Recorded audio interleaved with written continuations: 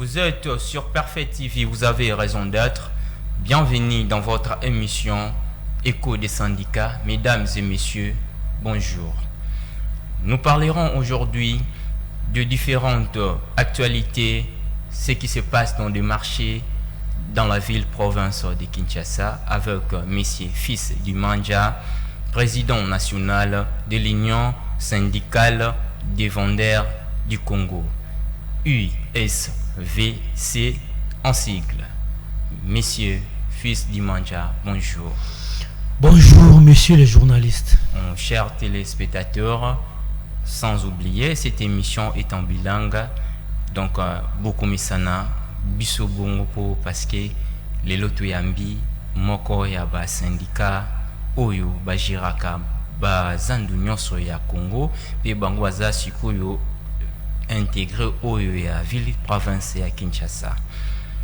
Monsieur Fils du Manja, boni basango ya mouvement nabino syndical. Merci beaucoup, ndeko journaliste, parce que Pesinga Libaku Yakosolola na ba membre na biso oyo baza ebele na ba différents marchés ya ville ya Kinshasa na ba boutique quincaillerie ou bazali kosala l'activité commerciale d'une manière ou d'une autre dans la vie de Kinshasa. Et je te remercie sincèrement pour na Libaku Pesinga pe na remercier chaîne na bino parce que c'est pour la première fois que Boussalinga honneur na ko invité nga na solola na baimboka na bateki au travers chaîne na bino. Donc Union syndicale des vendeurs du Congo, ISVC, ils allaient se comporter à merveille. Et puis l'activité ils allaient kende malamu très bien même. Bon, to sanité to comique ni déjà na suka yambula. Et donc bato bazin puis focalisé na makambo ya koteka parce que ba membre na biso bazaka bateki, mais sinon ça va. Bandeko balandi to baimboka bakongomani bakoki kozwa bino ndenge nini po bamitu na pe structure on nous pose à la membre au s'intégrer na kati pe ce que ozui ba carte na bino ya adhération comme membre ba cotisation na bino bosala ka ndenge nini pe bo défendre ka bango ndenge nini na ba droit na bango. Merci beaucoup. D'abord biso attaque syndicat toute organisation syndicale où ils allaient défendre bah teki d'abord les syndicats par sa définition azali wana pona ko défendre intérêt professionnel à ba membre naï. Biso Union syndicale des vendeurs du Congo to défendre ka ba membre na biso parce que tous en a ba catégorie à ba membre ebele. Mais les membres effectifs ce sont des gens ou des vendeurs ou des commerçants qui ont acheté leur carte de membre ou yoba adhéra officiellement à l'Union syndicale des vendeurs du Congo et ba respecta ka statut et règlement d'ordre intérieur il y a syndicat na biso. Ce qui bazan un problème Union syndicale des vendeurs du Congo a ko défendre bango. C'est comme ça monaka to défendre ka bisiki ebele zando ya munene kato matadi kibala matete bipa union so ba problème izali ko tungisa bateki tozala kawana pona ko défendre bango. Merci président Fils, mais oye oye nanda kuna yote. Oye pe teko pona oye bisabiso kaka makamu na bino ezanda kunuti ndingi na bandaki na debi po awa siko ifu oloba tozana posa oloba wenze oyo toyebi biso tuzando ya monene oyo tobengi grand marché oyo bato tu balaka na ke zando komi na bosoto comme pas possible. Tolongwe wana muto afuta patente na e plutôt mais tout monde a bachele mama na bosoto o to benga ka fulu na lingala na biso to benga ka fulu ezana esika batu bazote ka bilia eza esika na moto ote ka bilamba eza esika na moto o aluka mbongo siko tozo ebate patente wana oyo baimboka bayo futa bazobimisa air nyoso ezokindi na balibinga ya banani pe baza pe ba membre ya ba structure syndicaliste misusu. Est-ce que ba structure wana bazo défendre bango te ou comment parce que tozo ebaté? Merci beaucoup ndeko journaliste pour na mutuna na yo na kolinga ko pesa lumière ma lumière pour na mutuna utunyo yetali zando ya munene. Le marché central na minute où ils a fermé par l'arrêté à gouverneur de la ville parce que bazayo kotonga yango. Cependant balabala environnante oyo ezali nzinga wana bato bakota na bisika wana bazali koteka bazali kobenga yango marché de crise parce que marché central eza kokangama. Marché de crise pour nini? Parce que marché central ndenge na uti koloba eza ya kokangama po baza kotonga yango. Soko okena caméra na yo okomona ke baza kotonga yango pe musali ezali kotambola malamu. Alors na kati ya marché de crise oyo eza na babalabala wana barwakading bamarais plateau de l'école bolingo donc ba bipai wana nyonso bateki bazali. On a nommé un comité de gestion où ils ont géré marché de crise wana. Ils en ont trois chargés de mission. Le chargé de mission principal et ses deux adjoints où ils ont chargé à finance et administration na mususu azali na question technique et salubrité. Donc il faut reconnaître que période autre comme oyo tozana la période yelangate tozana la période yambula bamvula ezo beta mikolo nyonso. Et puis marché de crise ezana dépotoir te donc dépotoir izali mais sika dépotoir izali il y a un problème pour na ba mituka oyo ezali koya kosala évacuation et accéder ndeko fils na kati yote et accéder bien sûr mais ozomona te ke ezotumisa baimboka administrateur ya zando azali nazoya azali nazoya naza kotalisa yo nanu nazoya nazokoma isiko ozali wana.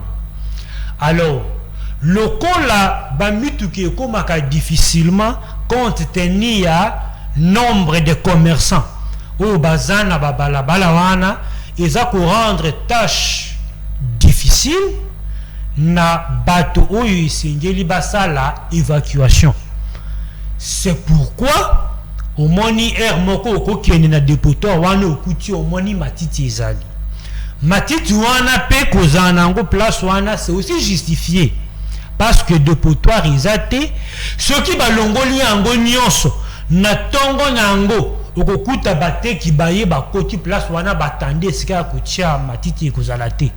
Donc na tunaki mutuna na comité de gestion avana yawa c'est aussi l'une des raisons balobi ata balongoli batika ndambo place wana parce que tout le monde veut être na katia marché de crise encore que toza ko s'approcher na ba festivité à fin de l'année. Mais au moins bino tozali vraiment ko marteler parce que tu n'as marché de crise ezali nini pour assurer sécurité yabatek na salubrité bosotoez à la té ndetina bato batikalaki na marché de crise.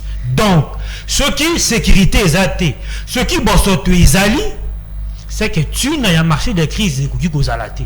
C'est pourquoi nous insistons que chargé de mission au besoin qui mission auprès du gouverneur de la ville pour assurer sécurité na kotia propriété na lieu de négoce wana doivent le faire le lingue sengeli parce qu'ils ont les moyens. Ils ont les moyens. Bato baza ko futa pas comme mikolonyos patente ezalaka annuel netia wa patente bandi kotekama awa ekosila le 1er janvier. Mais taxe d'étalage, taxe journalière d'étalage, il faut en marquer chaque jour.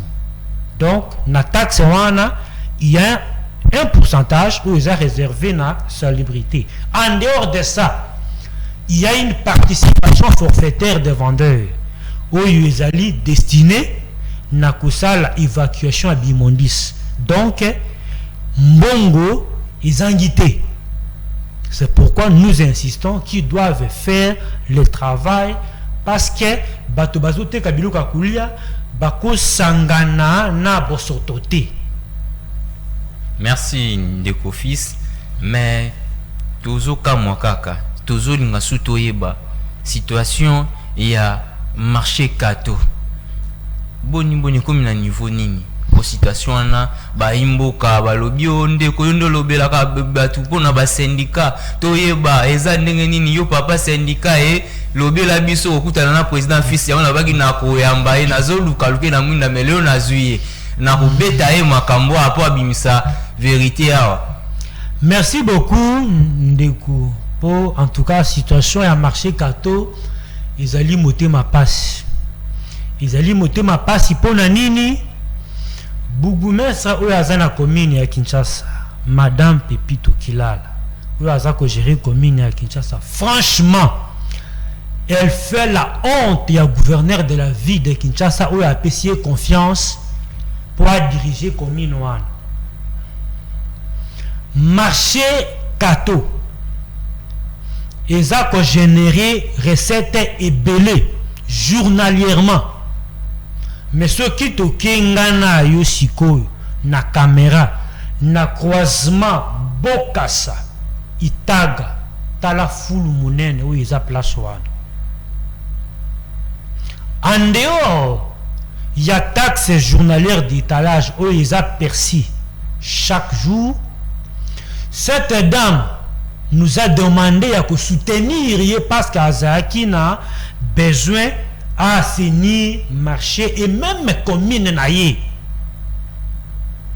Parce que Ayubakina, gouverneur de la ville, que Azali n'a pas engin, Azan appelle chargeuse, Azan n'a pas camion ben, ako kosa la bopeto na commune ya Kinshasa. C'est ce qui a même poussé au gouverneur de la ville, Yakopé ça y est confiance, n'a-tu n'a été Azala place wana comme bougumestre. Malheureusement, Bablo wana to ebité ce qui est à la kaya solo, ce qui est à la kamusala, ce qui est à kimitu ka blocos, ce qui est à nini to ebité. Pas tout le monde a kango le sous-souté. Mais en de commune na bosoto akusakana te. En dehors il y a 200 francs étalage. Oh ba commerçant ba futaka. Bisso to soutenir, on a signé un protocole d'accord avec elle. C'était le 16 février.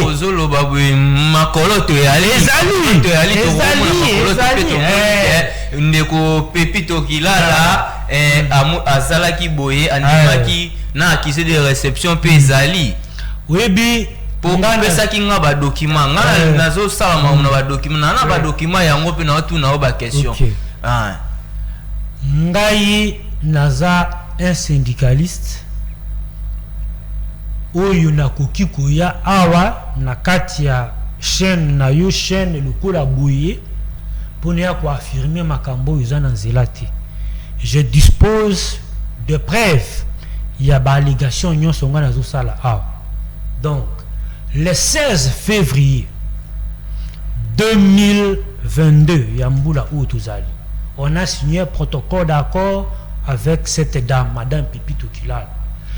Tobaki Saki 200 francs mususu en dehors de la taxe d'étalage comme contribution de commerçants pour supplier une enveloppe où ils ont dit na salubrité. Malheureusement, malgré mbongo ya étalage, malgré contribution wana marché Zali Bosoto. Commune Ezali Bosoto. C'est pourquoi vous me voyez dur que cette dame a fait la honte au gouverneur de la ville. Aussi ça n'a noté toi quand na commune nae tozo nga susu na marché Zikida nazo yoka kuna batu bazo ima pona kozwa mwa place ya bondenge bakati la kabango mwa place bazo ima na ba place musu batongaki bazo futa mokoloto et plutôt mosolo ya koleka par rapport ndenge banda ko sombela ba place yango liboso pe to ebité est-ce que kuna pe bozana ba membre te kuna ba pesa kabino ba rapport. Nous sommes un syndicat national. Union syndicale de vendeurs du Congo est implantée sur toute l'étendue de Kinshasa, même à province. Par rapport à la structure nabino. Nous avons ba information nyonso. Aza poster la réflexion ya table na niveau ya marché à Zikida. D'après les informations à notre possession, azoti à table $40. Mais ba table yango ya lolenge nini? C'est yango naza koyebisa yo que cette dame a fait la honte à gouverneur de la ville où Yatiyi place wana. Ayebi musala te. Siko décision nini bino alors biso attaque syndicat. Nous avons dénoncé et nous continuons à dénoncer. C'est ici pour moi l'occasion d'interpeller le gouverneur de la ville. Excellence, monsieur le gouverneur de la ville. Yo, ozali kolingate bane ya Kisasa ba souffrir. Bane ya Kisasa ba mona pasi. Yango ozali na posa ya kotongela bango ma marché à malamu. Bavenzia sika po bateka na condition oyo esengeli. Même makambo oyo madame Pepito Kilala azali kosala bako mona yete bazo mona ndeyo gouverneur de la ville. C'est comme ça que je vous interpelle. Interpelle cette dame pour qu'il y a sala musala ndenge esengeli na période otoza oyo na période ba festivité tozo kende.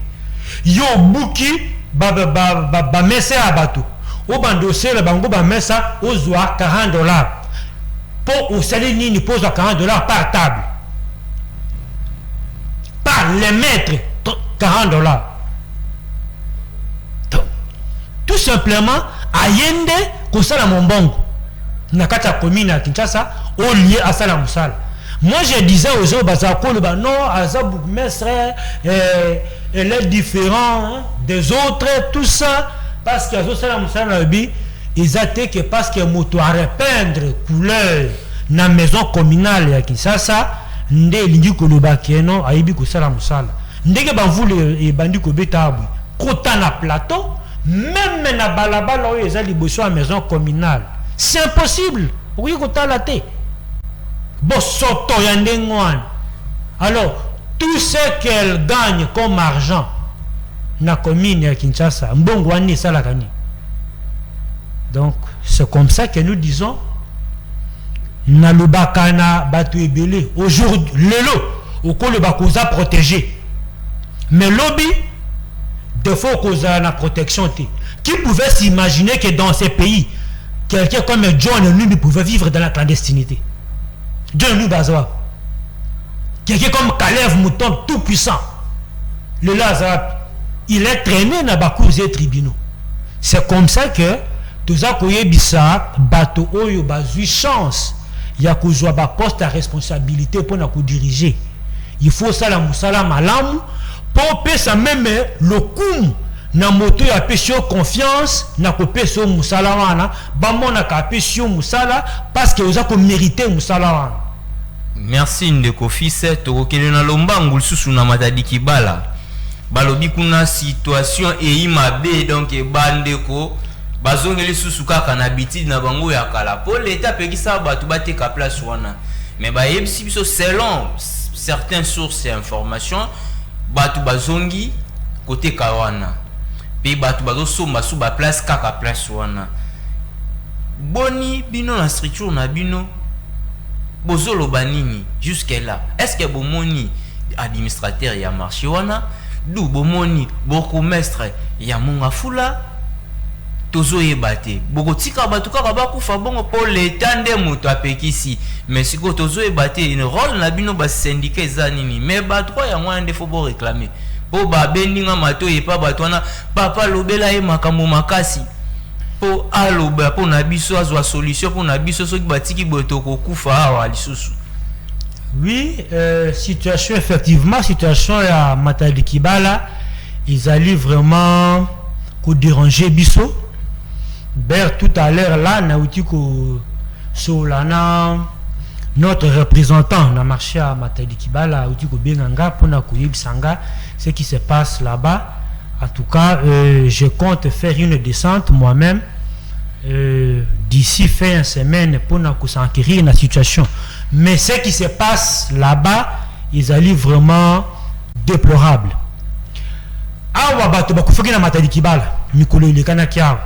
On a vu, même le président a fait le déplacement. L'autorité nyos Bayaki. Et avant, Dramawane Salema, moi je suis passé sur les ondes de la radio Top Congo pour dénoncer Makambo Ezako Lekakuna. Et ça qui même pas un mois, on a compté des morts. Et j'avais dit que ces morts pouvaient être évités. Même les lots. Au moins que tu le baboy. Au cas où lobby boye, batu bakufi. Le marché c'est là quand tu simba sur le mouké. Moi mouké quand tu simba. Balobi boye, gouverneur de la ville Pena Mukunzamboka a ebisaki biso boye ke bakotongela bango marché donc to lo banana ngala bana lokota lingala zando ya bien bakota na ino na kati pe soki bakoti na ino na kati ekozwa bata muke kaka 8 mois 8 mois nde bakota na kati et par après ndenge na kenda gisu na landela kaka pa bandi ko na bino moko ba syndicat ba pesa ki mwa information na balobi na ngani nike na 8 mois wana dia ba sali 7 mois ti siko ata brique ya pamba na ino ba chete brique po yango nazo loba bakanga ki marché à Matadi Kibala parce que il fallait batonga yango il y a eu un contrat avec Papakine et le gouvernement provincial la ville à Kinshasa pour la construction à marché moderne na Matadi Kibala. Nous, Union syndicale des vendeurs du Congo, Oyo, j'ai la charge de la direction. On a encouragé le gouvernement provincial, même Papaki, pour na marché wane tongama. Pour na nini? Parce que bate qui na biso bazote kana condition ya mabe makasi na bosoto bisika a salité et basombi ebele bazolinga koya kosomba biloko na biso te bazoki na ba supermarché na ba biloko ebele ya bapaya kosomba biloko parce que ba condition za malamu kuna. C'est comme ça qu'on a encouragé le gouverneur na gouvernement provincial avec Papaki na kotonga marché. J'étais moi-même présent. Moukolo, gouverneur de la ville, qui a la pose la première pierre pour la construction à marché Wan. J'étais moi-même présent. Malheureusement, Bato Balongo Bakena campagne parce qu'il y a eu un accord entre le gouverneur et le ministre de la Défense pour la Bato na campagne pendant 8 mois en attendant la construction à marché Wan. Maintenant, 7 mois déjà passés, si tu as kotonga marché Wan, d'après les informations à ma possession, il y a un commandant. Il y a pire. Les gens d'intervention rapide, Oïza, basé dans Matadi Kibala, a commis Kozongi Sabato. Nakatia, citoyena, sous prétexte que citoyens de la famille à Mobutu, ou bien il y a Batomoka, ces gens-là l'ont demandé à Kozongi Sabato, et que Baké n'a procès dans l'hôtel de ville, Batouana va gagner procès. Finalement, il y a un flou qui. Il y a à Sali. Loi na kati ya commune. Or que mokonzo aza responsable la commune wana azali non? Oui. On a ni bino siko na structure na bino bo avertisa ki mutu aza titel ya commune wana te. Non, nous avons eu l'information na Mikolo Lekia. Syndicat za olenge na ya sala kamakambo. Ce n'est pas nous ne sommes pas l'État. Hein? Il faut au comment après, tu n'es pas la moto, tu peux échanger. Donc, on est dans la procédure. Hein? C'est comme ça que tu as décrié cette manière de faire. Parce que tu as beaucoup fait et que la responsabilité en a. Sur ces dossiers, nous étions reçus par la conseillère en charge il y a Premier ministre. conseillère Louise Azar, socio-culturel. Quand on a la construction à marché Matadi Kibala, il y a eu une commission qui a été mise en place pour marché wana, mais je n'arrive pas à comprendre ndenge makambo ezo tourner. Est-ce que papa qui contrat ango et conseiller malisu soute finalement il y a un flou. C'est comme ça que ti semaine no ezoya en tout cas de koluka toye ba clair ce qui moyen exacté qu'on retourne les gens bisika na batuma na bazala ki baba na exercer activité na bango pour na kam pem kune sika bakei côté que c'est sous-souté, Batobazongi, la Babalabala, Batobazongi, partout, il y a des marchés parallèles. Ce sont des individus qui commencent à percevoir. Au lieu que l'administration, ils ont légalement établi dans le marché, on est percevoir. C'est ça le problème. Finalement, qui contrôle ces commerçants à Bissika Bazali? S'il y a un incident, on va poser la question à qui? C'est comme ça que j'interpelle le gouverneur pour un dossier excellence. Ainsi, un peu de convoquer une réunion. Toutes les parties concernées dans le dossier à construction à marché à Matadi Kibala, Papakine, administration à marché, commune, ce qui famille en Mobutuana, Mama Kesse, les syndicats, qu'on essaie un peu de tirer cette histoire au clair. Parce qu'on ne comprend pas. Ce qui on vient souhaiter des condoléances, mais au lieu de régler le problème, les gens sont un peu occupés dans ma kabomoussous. Merci Ndeko fils Nandenge au Meki ko éclaircir biso na mutuna pe ba mama oyo atekaka mwa mapa mususu atambusaka mwangu bani na Matadi Kibala wana aswari pa bato ba uti ba kongwa che nde mutu ba efsaki biso surtout to tuna eloko o po babangi pe baza batu baza na bana batika bana toyeli siko na problème ya PME PME ya mboka oyo ezotungisa biso makasi yango na kosenga na régie bapesa biso nanu élément wana Ndeko Hervé na Ndeko Fi Alungela bopesa biso élément wana ya PME pona bandeko ba comprendre sens nini oyo tozuyo basé sur na PME po biloko ezo matatango nyonso étranger akoti na mboka kolekana mukolo mboka ayena tracasserie donc akomo obligé mukolo mboka prix ya kotekela eloko pe mukolo mboka azosomba eloko na charme ya kotekela ndeko ne étranger na mbongo ya moke pe bake plus loin eza na bandeko na bino su ba syndicat bakota na ngambo na bango po ba edaka bango ba defendaka bango siko tozo tuna est-ce que nani azobomba bato wana ndeko tshela biso nanu elema wana image na cité quelques pratiques il y a des étrangers où ils ont connu na PME congolaise. Cependant, j'avais voulu que la bande historique il y a PME congolaise qui est vraiment malade du PME congolaise. La promotion de la classe moyenne congolaise dans l'exercice du commerce a toujours été la préoccupation du législateur congolais au lendemain de la zaïrianisation des années 1970. C'est dans ce contexte qu'il faut citer la loi numéro 73-009 du 5 janvier 1973 particulière sur le commerce, telle que modifiée en ces jours. Et pour rendre cette loi encore plus efficace, le législateur l'a complétée par la loi numéro 73-011 du 5 janvier 1973 portant création et organisation d'un office de promotion des petites et moyennes entreprises zaïroises. Ces différents textes légaux réservent l'exclusivité de l'exercice du petit commerce et de certaines activités commerciales aux Congolais.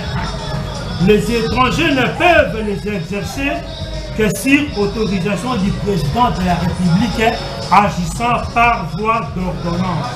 Ceci montre à juste titre l'esprit patriotique et nationaliste qui animait les législateurs et particulièrement à ce qui concerne le commerce des détails qui est le socle du développement économique de notre pays. Merci mon mboka Hervé ndenge tozobunda bitumbo kaka ensemble papa syndicat Musa aneka yango kisongi tozotonga pona totonga mboka soki totongi te mboka ekotonga mate tozaka rabe kosunga bakonza mboka po bayeba ba réalité oyo toyi komona na mboka na biso mwana mboka fils télévision zangonga tozokende déjà na douceur ya kochite na émission na biso mikande zalia wa document belé zalia makolo to vraiment zalia wa na ba arrêté au l'état signa tracasserie koti na petites moyennes entreprises toye les sous na petit commerce na bazoteka en gros et en détail komi epa ya bato bauti libanda ya mboka otobing expatrié na lopoto bakomo dominer bana mboka pe bakomi ko influencer na baninga na bango musu batekela bana mboka teka bango il faut basomba po batekela bana mboka bakotia na prix na bango bako obligé mwana mboka asomba na ndenge bango balingeli mais bango na bango bateka na prix assez olobi nini mwana mboka fils. Merci beaucoup ndeko journaliste. En tout cas likambo oyo et simbaka ngai mingi na motema parce que mboke koki ko se développer te soki économie ezana maboko ya bapaya. C'est comme ça que Olanda qui na discours ya tata mokonja ikolo tango asala ki alobaki que il faut asala ba millionnaire congolais. Mais pour ça ba millionnaire congolais, ils étaient qu'il y a des millions à distribuer aux gens. Non, il faut abongisande cadre pour que ba congolais au baso sala mbongo, bazwa mbongo ba comme appelé ba millionnaire. Et nganaza komituna mutuna. Est-ce que nous avons un ministre de l'économie Namboka Oyo? Parce que ce qui au tali babiloko otozako décrier, c'est inacceptable. Je vais vous faire voir une chose. Ba étranger belé bazako évoluer na label moko.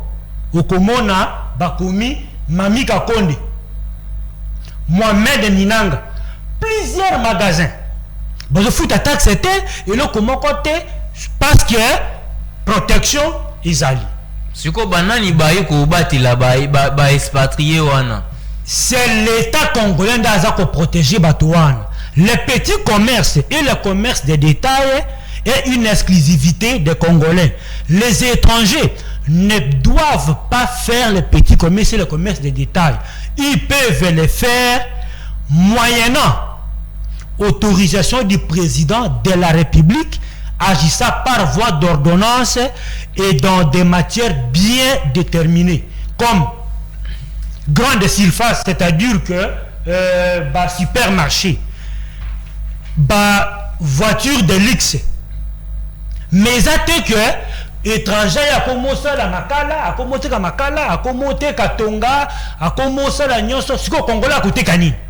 C'est pourquoi nous voulons que notre gouvernement ait la responsabilité nango. En tout cas, il limite les sociétés place one. C'est très important. Oyebi pour que Mboke se développe, ce n'est pas seulement Ndenge Bazo Sala Conseil des ministres et pas Tata Mokonja Ikolo. Oui, c'est bien.